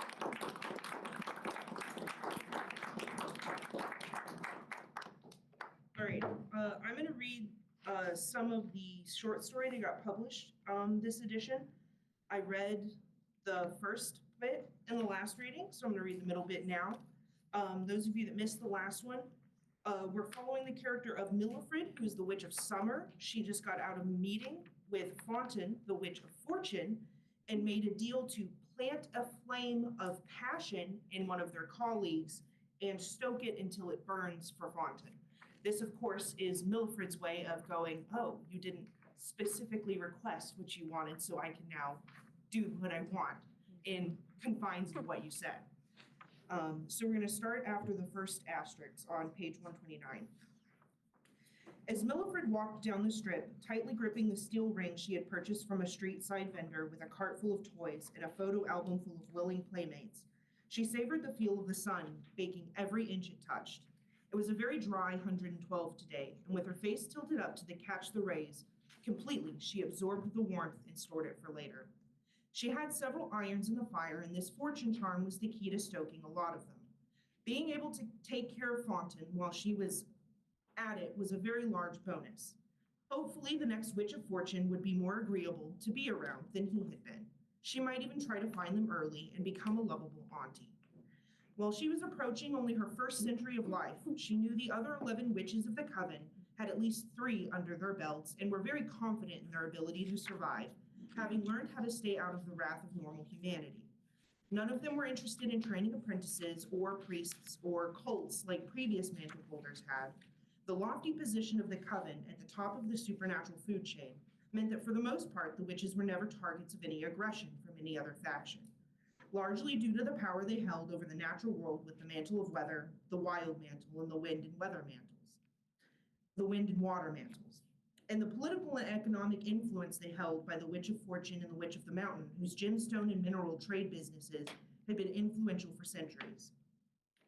And within the coven, an intricate web of agreements and alliances had prevented the witches from moving on each other so that things settled down, for the most part, into an uneasy status quo before the previous Witch of Summer had ingested a frightening quantity of hemlock right before bed, causing the summer mantle to pass on to a newly born Milifred Junaby Willow Smith, daughter of Mr. and Mrs. Algernon Willow Smith, of West Virginia, 1897. Most of the witches had a vested interest in maintaining the status quo since it was working out so well. Apparently, according to Savinia, the Witch of the Mountain, the witch-on-witch violence ended about 500 years ago when some petty squabble had resulted in the deaths of 4 of the witches, the mantles passing on to the next babes to be born upon the earth, 4 babies in a row spread across the globe. This was a terrible inconvenience because that meant that the mantles not only had to be found, but cultivated, as they were at minimum 2 decades from realizing their power, leaving the coven exceedingly vulnerable during that time, resulting in many assaults upon individual witches in an attempt to unseat them from power completely. Ever since Elia, the Witch of Winter, and the oldest to hold a mantle, had made no bones about the fact she would outright kill the next person who started anything to ensure the preservation of the coven as a whole, willing to compensate for a single lost mantle to ensure the retention of as many as possible. So Millifred, having discovered her mantle almost twice as late as 20, and had taken quite a liking to the power it gave, had certainly sat back without making waves until she was certain she could ensure she would not be summarily executed by a 900-year-old hag. The river of people moving down the strip was sweaty. There were red faces, hands fanning themselves, drinks dripping with condensation as they heated up rapidly in the palms of the thirsting pedestrian. Milliford was confident the pavement was hot enough to burn the paw pads of dogs and sear the skin of barefoot children, and she relished it. She had been spending a considerable amount of time in the north lately, both trying to locate Elias' home and also to bring unprecedented heat waves to the cities she visited. She so rarely in the past decade was able to spend some time in the desert, soaking up the light with no concern for damaged skin or darkening complexion. On the pedestrian bridge that connected New York, New York to the Excalibur, there was a homeless man, skin dark and leathery from days upon days under the harsh Nevada sun. He was holding a cardboard sign that Millifred didn't bother to read. She briefly thought about giving him a fatal heat stroke to end his misery, but ultimately decided she did not want to slow her pace enough to do so, and continued on. But as she turned her neck to look behind her and saw the soaring multicolored glass towers of the hotel designed like a city, and then returned her gaze forward to enter one that looked to be a castle from King Arthur's story, she had to admit that Fontaine had certainly outdone himself with Las Vegas. Of course, having been a behind-the-scenes influencer since the conception of the city. The spectacle was astonishing enough that many millions did not notice or mind when they were gently parted with innumerable funds and countless renditions of famous sites around the world. But the pyramid-shaped hotel had always secretly been her favorite, being largely unchanged for a while now and so campy it was cute. She relished walking into the Luxor and seeing all the gaudy ancient Egyptian-style decor. She liked to believe that at least one of her predecessors had walked the sands in front of Giza themselves. It was also where Enivia was staying. The irony of the Witch of Withering staying in the same resort as the King Tut exhibit was not lost on Millifred. She plunged her hand into her purse and withdrew a cell phone that was positively ancient and only held 11 other numbers in it. She called one simply labeled Witherer, listening to the dial tone until the click of someone else picking up relieved her of that burden. Hello, Enivia darling. I would like to come up and discuss something of importance with you, dear. Enivia answered with a dry, raspy reluctance, indicating the correct elevator bank to use and indicating she would have to wait until another guest boarded, as the floors were locked by room keys and Enivia was certainly not coming down to get her. It took several rides up and down the sweltering and humid inclinator before Millifred was finally able to step out onto the 29th floor and make her way around to one of the corner suites. Her polite knock on the door was quickly answered by it opening, and a small, severe-looking woman glared up at her. The roots of Enivia's long, straight hair were bone white and tapered into a silky raven black at the ends. She had dark, stern eyes, and her forearms were corded in a way that suggested that she would not lose her grip on anything she held. What is this about, Summer Witch? Millifred moved forward to brush past Enivia into the room. Oh, hello, Enivia. It is so good to see you after this long decade since the last conclave. How have you been? Oh, me? I've been doing well. Plans in motion and all that. And yourself? A small growl escaped Enivia's lips as she moved into the little sitting room area adjacent to the bedroom. Crouching on an armchair with rough and stylish upholstery still glaring, her hands hooked on the armrests like claws. I do not make social calls. What do you want? Millifred sighed and settled down on the chair opposite her and clasped her hands in front of her, keeping her spine straight and her face open and engaged. I had a little visit with Fontaine this morning, she began, watching the other woman's lips curl back in disgust. Of course you did. Is he throwing his weight around his host? Millifred made a resigned face and then let her eyebrows knit together in a look of confusion.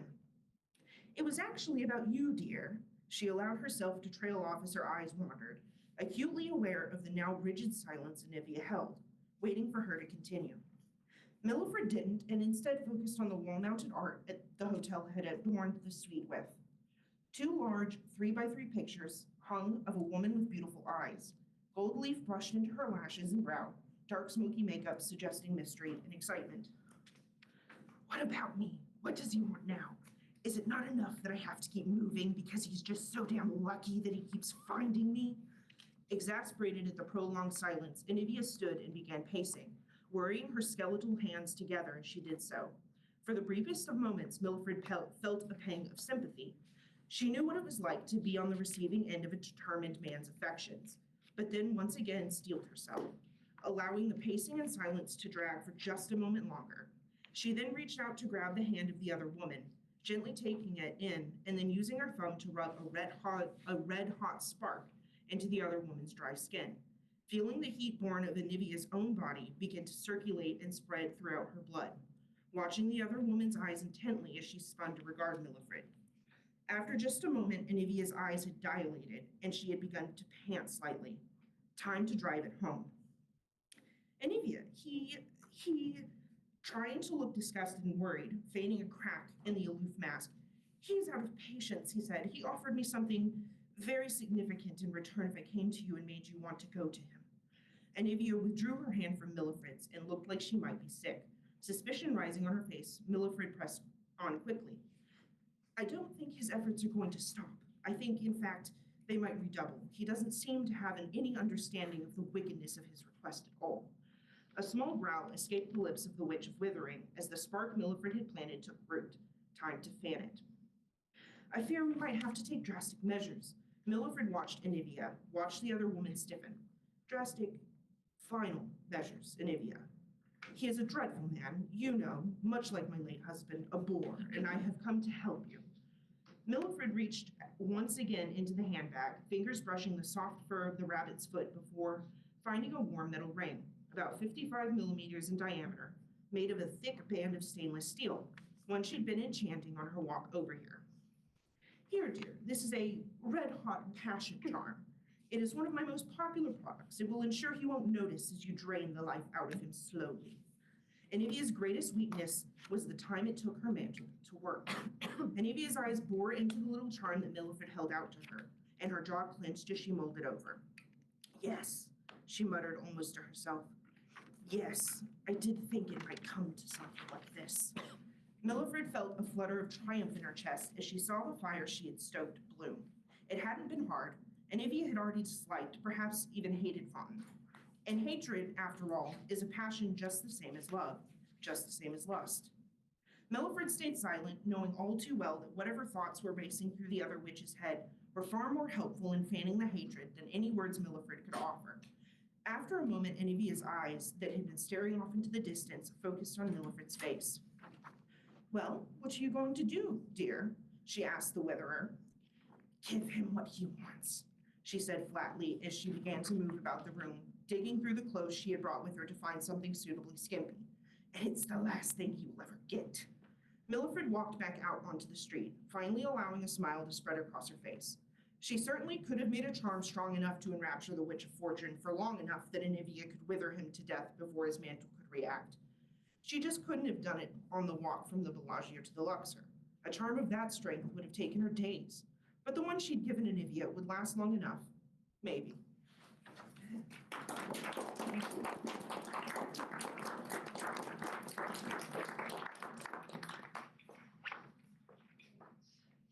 We have 2 last readers tonight. The first is Erin. If that's okay. Okay, cool. So Erin Bennett is a writer, illustrator, and performer currently pursuing her master's degree from Dartmouth College with a focus on playwriting. By day, she's an administrative assistant at the Leslie Center for the Humanities here at Dartmouth. And by night, she can often be found working on a local theater production on stage or behind the scenes. She currently resides in Wilder, Vermont with her husband and houseplants. And I have seen multiple of their productions, the Barnard productions that Erin has been in. They're all fantastic, so you should absolutely go and see them the next time.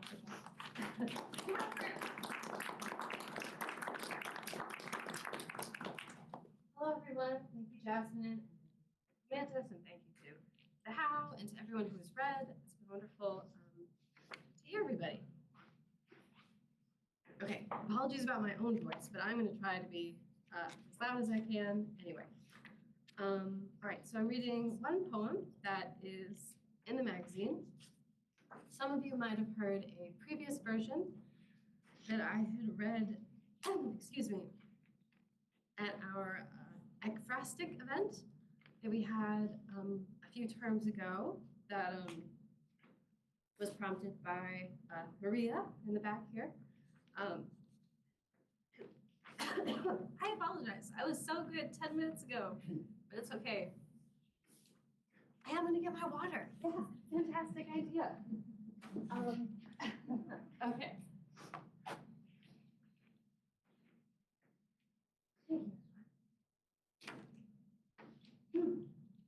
Okay, so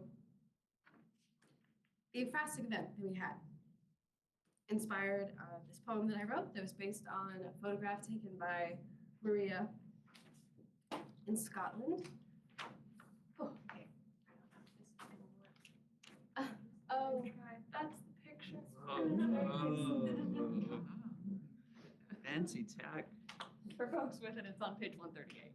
Yes, thank you. So, Maria had taken the photograph in Scotland. I saw the photograph, I thought it was beautiful. But as opposed to Scotland, it actually reminded me of the coast of Maine, which is a place dear to my heart. And part of the reason I'm sharing that is just because the direction of the Atlantic Ocean is, of course, different in Scotland than it is in Maine. And I realized that for folks who might not be at this event and read the poem, might think, wow, Erin Bennett doesn't know where the Atlantic Ocean is, based on where the East and West appear in the poem. And that's okay, but you will know that I do know where the Atlantic Ocean is. So that's all I wanted to add about the piece. But all right, so I will begin. It's called The Gray Woman. The gray woman lives there in her gray house, made of ocean stone, glass, all facing east, turned away from the woods, fields, and others' eyes, towards the gray scrape of the Atlantic.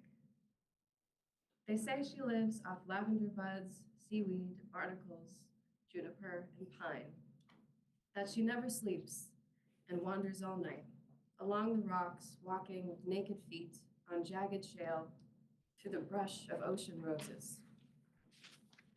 So oft does she look to the waves that none have seen her face, only her braid. Her grace burns bright as lightning, some say, or her eye is dim as a fish, skin as cold. Her youth lasts with the evergreens, some say, or like roots below, she is old, old, old. The gray woman lives there in her gray house, made of 1,000 stones, all smooth and round, receiving no visitors, no letters. Eyes turned away, always, to the salted outward. Yearning, watching, searching, looking, longing. Longing, the town watches her, wondering but not approaching, never soiling the wares she offers them, her sacred gift. Martyr on the cross of the perfect question. Excuse me. The gray woman there with the hidden face, patron saint of more innocent desire. She nurtures earth's secrets on her cool lips, true mystery, her hearth to keep aflame. So it is, no one here has heard her voice, no one has touched her hand or knows her name. Say again, what is it you've been told? Her youth lasts with the evergreens I've heard, are like the bones of whales. She is old, old, old.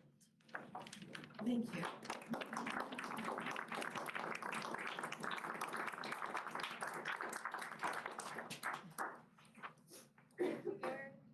So our final reader tonight is going to be Nick Rago. I never asked, is that how you pronounce his last name? Rago or Rago. Rago. Choice. Is a fiction writer from the Bay Area, California. He's an editor in chief of Utter Times, a new digital magazine, which is quite fun. You should all check it out. He digs the outdoors, movies, and tabletop role-playing games. He cannot juggle, though he is likely a clown. He's a Mal student in his first year and is pursuing the creative writing concentration. So let's give it up for Nick.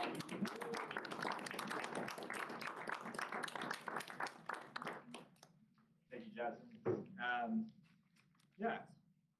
This is a short story. I've been rolling around for a while, and I was very happy that it found a home here at Clamantis. So thank you, guys. It's a lot of dialogue, so I'll probably just read through it, and I hope it doesn't put anyone to sleep.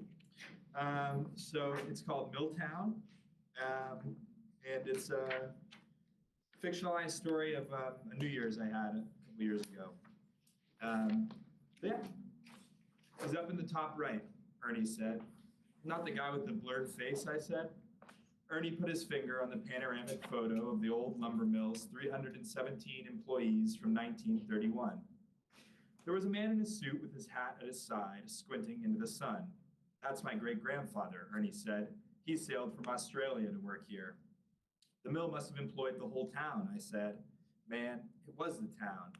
He was an accountant? You said an in-office head? They're all dead, Ernie said. The youngest person in the photo is 15, 104 next year. He took his hand from the photo and picked up his champagne. One or two of them could still be alive, I said. What mill hand lives over a century? I shrugged. None that I knew. Ernie left the room and I walked up to the photo and looked at all the faces. Some were cracked and sharp from being mill hands. Some were round from pushing all that paper. Some were young and hadn't decided to be cracked or round yet. One boy had moved his head right as the photo had been taken. He was a shaky, blurred face, and his friends smiled beside him. But now, I guess Ernie was right. I took my champagne off the bedside table and I left the bedroom. I walked into the bunk room as Liv walked out. She asked me, "You haven't seen Maggie, have you?" I took a shot with her maybe 30 ago. I can't find her. Well, I'll keep my eyes open, I said. They wouldn't help closed, would they? She passed me and went downstairs. Ernie was on his bottom bunk, rolling a joint. You want some, man? He'd taken off his blazer and had rolled up his sleeves. I nodded and checked that my shirt was still tucked in. Then I sat on the edge of a bed. Ernie had finished his champagne and he had moved on to the whiskey that he'd saved for tonight. So, what happened to them, he asked. The mill hands. They got buried and remembered, I said. Well, hopefully most of them. No, what happened to them? Nothing, I think. I finished my champagne. Don't say that, Ernie said. He picked up the whiskey and popped out the cork. Here. He poured me some and he sat back. Catholics go, you were at my first communion, dude. You know I know what they say. Buddhists reach nirvana, and they exist in like endless bliss. We're not Buddhist, he said. That's like saying I'd wake up on Elysium. You might. So we could all just end up in Valhalla. You're not a great enough warrior for that. We laughed. Well, what do you think happens, he asked. Nothing. I said that. You can't just say nothing. I can. What do you mean? You never realize when it happens because when it does, you're already nothing. There's no waiting. There's hopefully no pain. Ernie leaned back behind a cloud of smoke, shaking his head. But our secrets and memories and even the bad moments, he ashed in the tray. Gone, I said, literally dirt or ash or whatever. He laughed and threw up his hands. And what's the fucking point? We just bitch about and then we go out like smoke and shit? Oh, God, man. Maybe the Lumerians are right. We die under the mountain and get fucked by crystals for eternity. Yeah, I don't know about all that, I laughed, but I do know that we don't know until we do. And by then it's over. Ernie scratched his head as he sat forward. Fuck. And he slowly chuckled as he rubbed his free hand on his pant leg. Then it's like before being a kid. It's not even nothing. There won't be one thing there. Yeah, man, I think so. And we both laughed. Fuck, he said. Cheers to that. We clinked and we sipped, and the whiskey was a good warm. He passed me the joint. I took a long drag and looked out the window. It was warm and there was a light wind, a little snow on the ground, the start of a warm winter. And what's the point of it all? Don't ask me that, I said. But everything we do is gone right when we go. Yeah, you leave awake, I passed it back to him. People remember the great and terrible things you did. That picture has 317 employees from 1931, Ernie said. No one remembers their names. Records from the mill could still exist.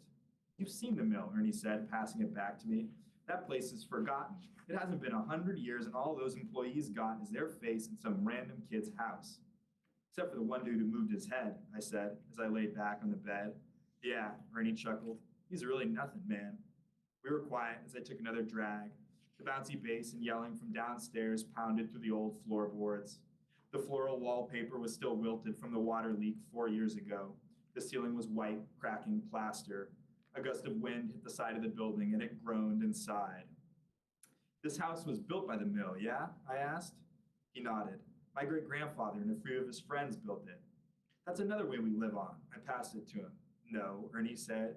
He ashed it in the tray. This is a house. He doesn't live in it or because of it, but he's remembered because of it. Sure, but what was he like? Would I have loved him, hated him? His humanity is, he fluttered his hand into the air. We were quiet again. He twisted the roach out into the ashtray. Man, Ernie said, lying down, I don't want to die. I don't think anyone really does, you know? You think James is up there, looking down and smiling and all that bullshit? There's a way. I nodded. He's doing it. Maybe he's hollering from the halls of Valhalla. He was the group's fighter. Or what's that Nirvana shit? Maybe he's looking up. Don't say that, Ernie said. I don't know, man. I said, if he is down below, he's leading the party. Yeah, I mean, you're right, Ernie said. He's probably partying his ass off. Oh, I nodded. There's no doubt. We were quiet for a moment. Do you think ghosts exist? Ernie asked. I don't fucking know. I chuckled and I stood up. I'm going to check on everyone else, yeah? Ernie nodded and rested his head in his hands as he lay down in the bed and stared into the slats of the top bunk. Downstairs in the living room, the 12 people staying here danced and shuffled and celebrated. A few people snuggled on the couch, tired and intoxicated. Liv walked up behind me. Mags isn't here, and it's pretty cold outside. I mean, there is some snow. I can help you look, I said, if that's what you're asking. I'm just worried. I'll go up the road, you go down? Sure, she said. Where's Ernie? Thinking about ghosts in the bunk room. We doing this? Yeah. Took my coat off the hanger, and I walked through the town where the evergreens lined the road that the wind wailed over. I walked through the town where the high elevation let the Milky Way bend above me. I walked through the town, mostly abandoned, where I couldn't help remembering visiting it as a kid, unaware that death could find its way here too. The road teed off with another which led down the hill to the mill's rail yard. There were rusted trains, the crossing of many tracks, and a big red building with a roof that wanted to fall in but wouldn't, because it was built resilient. I sat on the back of a passenger car and I stared at the sky. Mount Shasta hulked in the distance as a dark silhouette, and above it were the stars, where heaven, I guess, would or will be. Voices rustled the bushes to my left as the wind picked up. I leaned back to hide myself, and the boy with the blurred face burst through. I still couldn't make out the details of his face, but he was animate, gesturing and drawing out the two friends who had flanked him in the photo. They passed a jug of wine between themselves. They bickered, teasing the boy for moving his head in that goddamn staff photo. Yet, they celebrated something too. One boy tripped on a rail, but he caught himself. The others laughed. The three of them cut off through the brush. I leaned forward into the empty rail yard as a figure walked off the road. It was Mags. When she saw me, she did a little step and a slide. Where'd you go? I asked. Liv's gathering hounds. To get cigarettes. She sat next to me on the train and she offered one. I took it. For a moment, it was just us. And then the wind came and the train creaked and the peace between us tumbled again as she asked, how's that girl? Good, I said. I'm very comfortable with her. What I meant was that after we have sex and we're falling asleep, she'll hold me and I'll be smaller than her and close my eyes and fall right into her. But I'd never share that. That was both mine and hers to take to our nothingness. That's nice, she said. I found two boys. Two? One's really cute, she said. The other, I just can't stop spending time with. You're gonna two-time? No, she laughed. I just don't know what to do. Sounds like you might. Like it's ever easy. I nodded, and I took a drag. All I could see as I looked at her was the floating 20/20 of her luminescent glasses. The white of her teeth, then the ember, and the smoke, and then she smiled. We were silent. So what about your two guys? They seem fine, she said. You're that excited? She shrugged and held out the pack. Want another? Sure, why not? They kill you, that's why not. And then we become a big vat of nothing. What? Ernie and I were talking about death. Why are you guys scared? We were only wondering about it. That's not that different. The three boys broke back through the brush. They were wilder and drunker. Their wine was gone.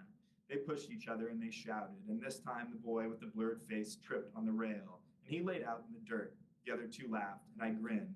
Mags was looking elsewhere as the boys walked off through the brush. Hey, have you seen that big panorama photo upstairs? I asked. Do you think we'll ever be what we were? She asked. Oh, I said, I don't know. That's okay, she said. It sounded like it really was. I mean, you have two guys, I said. What do you need me for? She looked at me and she smiled, and then she looked away. I mean, how am I supposed to know? I said. It's not like anything in life has made sense so far. I didn't mean that broadly, she said. I'm just talking about you and me. I don't know, Mags, I said. We don't even live on the same coast anymore. How am I supposed to know if two people are gonna zip around the same space again, fall into that same rhythm? Yeah, she said. Like you said, I don't know if there's any reason to any of it. She stood and started kicking through the gravel as she smoked. What do you think? I asked. She shrugged. I'd never try to answer a question like that. I chuckled. So you'd only ask it? Yeah, she nodded. I could see her grinning. So how's the move working out? I asked. I finally feel like I'm helping people, she said. More than I was out here, at least. That's great. And how are you? She said. Like, with everything and all. I'm fine. A firework painted itself into the sky before exploding. Others rippled throughout town, but there weren't many. What time is it? I asked. Midnight, she said. Happy New Year. Same to you. Should we walk back? She said. It wasn't a question. I stood, and she went, and I followed. Do you know what the point is? I asked as we walked. If we all end in nothing anyway? Why does it matter to you? Because everyone thinks about it. But why does it matter to you? She said. I guess I am scared, I said. What if I get to the end and look back and I did it wrong? That's all I can think about before I become nothing. I had one go and I did it all wrong. She didn't respond. How am I supposed to know that I shouldn't have moved with you? I said. What if we're supposed to be in the city, cascading around? How do I know that wasn't the right choice? And we walked silent through the chitter of the wind, the ripples of fireworks, the few strong yells of celebration. I don't think you're supposed to know, she said. I don't think you can. I just think you're supposed to do and figure that stuff out as you go. And how do I know if I'm right or not? There's no way to, she said. And somewhere I felt plunged into regret. You know, I haven't seen you since James's funeral, she said. It's been that long? It hasn't been a year. Fuck. I mean, I don't even feel like the same person, I said. And I checked that my shirt was tucked in. It was. You know, I knew we were dumb, but I never thought one of us would be dumb enough to, don't say that, she said. You know that he wasn't all there in the end. I know, I said, it's just hard. Like, why'd he think? Why'd he leave us? Same reason, I guess, she said. In his eyes, he had no way of knowing if he was right or if he was wrong. He was probably all mixed up about that. I looked up at her. She had looked away. I knew I was going to cry, but it was then that we saw the house ahead of us. The string lights around the garage were on. The old house looked warm. Every guest from inside was cluttered outside, drinking, smoking, watching Ernie sit on his ass, lighting fireworks. That big one near must have been his. He waved us over and he said, God damn, I thought you two been eaten. Liv was already back. She said, I'm glad you found her.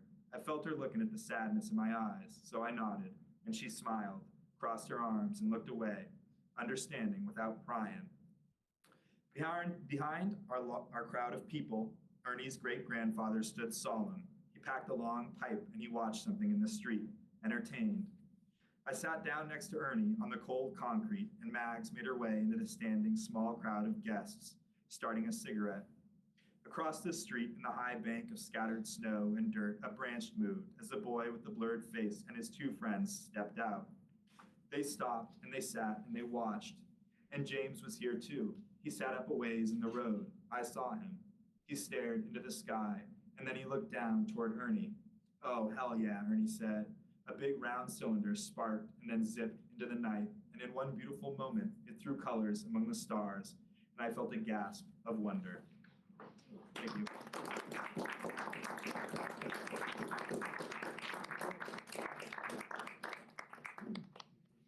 that does wrap it up for our readings. I want to give a few quick shout outs, few quick thank yous. I want to thank Anna Minardi, our faculty advisor. The memory and the history of the journal and keeping it continuous as the boards continue to change because it is a master's program. I also want to send a huge shout out to the entire editorial board. So Lilibeth, Viba, Sanyukta, Chanel, amazing work this entire time. So many submissions came in. I think it was the record for the most submissions of any Clamantis edition ever, and everyone did absolutely phenomenal work going through the submissions. So editorial board.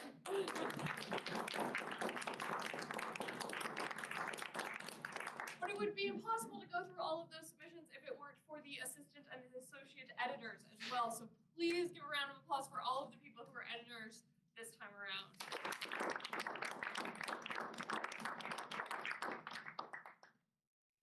Second to last, really quick, the contributors and just our members of the community who wanted to be here to support one another and who contributed to this fantastic journal. If we could get a round of applause for them. And last but certainly not least, thank you so much to the Howe Library for allowing us to use this space and to be able to bring our community here and to celebrate this publication.